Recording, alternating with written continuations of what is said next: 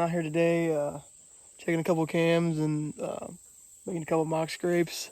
Just messing around, gotta move some of my cell cams. I had some bucks on the cell cams for a while there. I'll post some pictures of them, but just the last probably 2 weeks, nothing, which is, it's been hot as hell and they're moving around, so ain't like I didn't expect something to change, but I'm out here today. I just made the first one.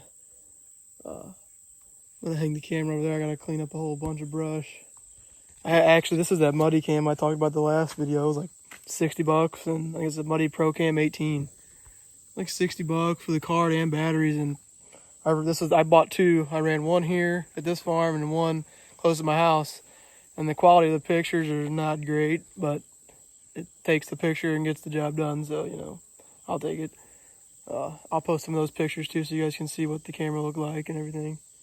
I mean, I got some good daylight pictures of a nice 8 with a split G2 just right here in this bean field. And you could tell a lot of the activity was coming from my right to the left. So I put a scrape here, see if it works. I've never really messed with the mock scrapes before, but a lot of the guys I watched talk about them a lot, so I figured I'd give them a try. Here I am, sweating my balls off, putting up some mock scrapes. I'm sure a lot of you have already done it or are about to do it too, so about a month away. I'm getting excited, but I'm gonna go finish this up and check another camera and then move.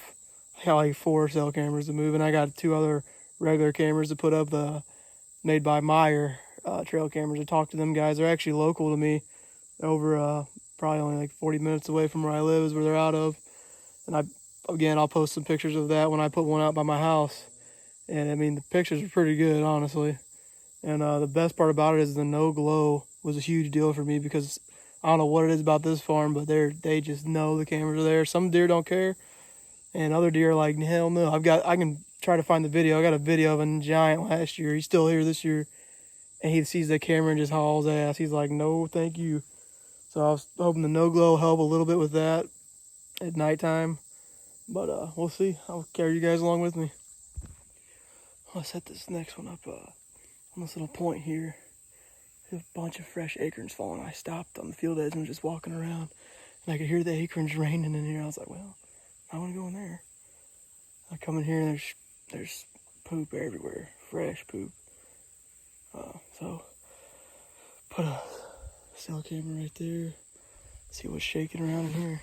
There's a really good bedding area, like 100 yards to my left.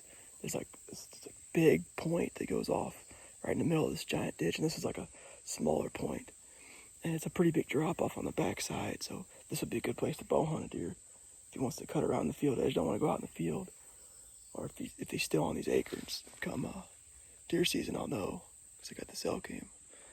But yeah, there's 2 really good bedding points on either side of this little knob. This could be really good. I'm hunting in here. I killed a doe with a muzzleloader like 8 years ago over there, but we'll see what happens. I just broke a branch and made a small little scrape there. Figure it can't hurt. I'm trying to learn more about them. Might as well make a bunch of them, you know. On to the next one. Alright, well, just hung the camera I'm probably most excited about today. Moved one of the cell cams that had kind of died down and put it over here, and this is usually a scrape every year. Underneath all of this, there's usually like 4 scrapes all here, and then there's always a couple down there. So made one right here. I couldn't find a oak branch anywhere close, so I just broke some branches down. Maybe they'll come to it, maybe they won't, but I plan on coming back in a couple weeks with some scent and really doctoring them up, and I'll probably replace that unless it's working good. So I can always put something else there. Like I said, I'm learning, just like a lot of other people are on the box scrape type deal. I'm not acting like I know anything about it, but I'm learning, trying to learn at least. So yeah, hopefully, that camera's pretty obvious, but hopefully they don't care about it too much. But a couple more. I gotta get out of here soon. The wife's gonna be pissed and it's about to rain, so I gotta start moving quicker.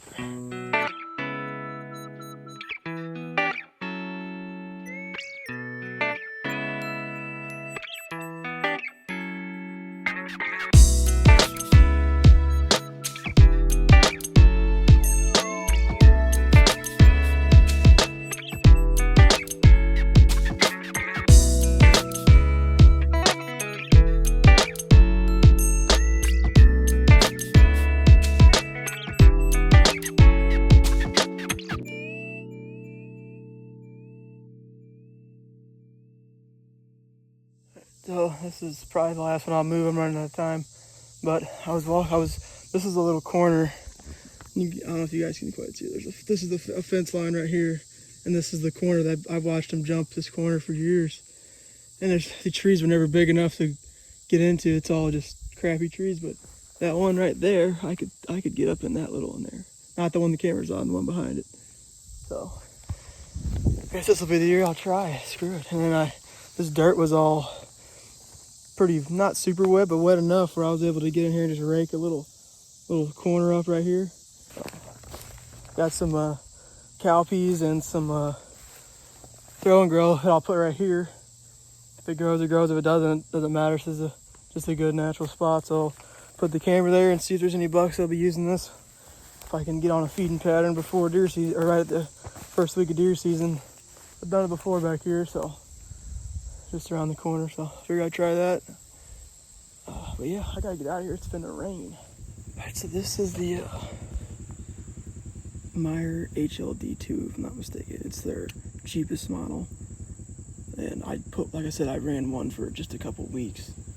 And I've got, pretty damn good quality photos on it, which I'll post on this video. And they'll be on our Instagram as well here soon. I actually hung that one on the same tree my stand's in. Should be a good little spot. It's like a little flat right here. And there's some serious bedding all back there. And on either side, it's 2 gas lines. And the way like the topography is, this is, would be their easiest way to get out to the food sources. There's acorns, probably 80 yards that way on the other side of that gas line. Giant bean field to my east that way. This should be, I've hunted here before and had some good hunts. I shot a doe in here last year. I never even came back in here after I shot that doe. I probably should have, but like I said, I got this camera on video mode. And this is the no glow. So essentially they really shouldn't pay it no mind. And those bucks, like I said, that I had pictures of, they literally just were right up against the camera and you can look at it. So hoping that's the case with this, and pretty excited about this spot. This is just beat trails. I'll grab whatever this is and get this out of here. I'll show you these trails over here. I'll roll out of here. And it's just beat down. This is where Y's at. Right underneath the stand. Probably put it a little too close, but there's trees in here are all garbage. There was a nice scrape somewhere, like in the circle last year. I'm hoping they pop that open again. Pretty excited about this spot, to be honest. Really excited. Alright, I'll get back to the house. I will show you guys sheds off the bucks. I'm really hoping to find this year. I had pictures of them, so I know they made it, but it's been probably 3 weeks or so since either of them have showed up. But they've done the same thing the last 2 years. I'm probably too loud, but anyway, I'll show you their sheds when we get back to the house, talk about them a little bit. That's a wrap for today. Hopefully some of these dark clouds head over this way. It's a beautiful place.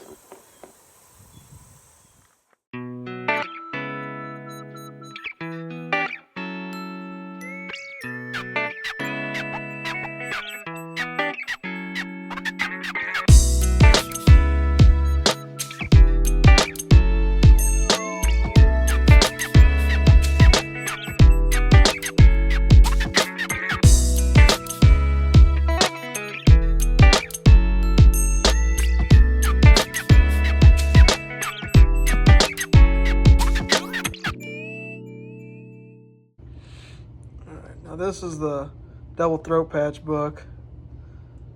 These antlers look a lot bigger in this video than they actually are. He's probably a high 130s last year.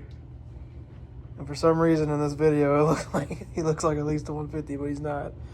And this year he didn't really grow much either. He's about the same. He just put on a couple more kickers and a little bit higher. I'm hoping he might be around 150, but I don't really care. I'm just hoping to catch up with him and get some more picks soon.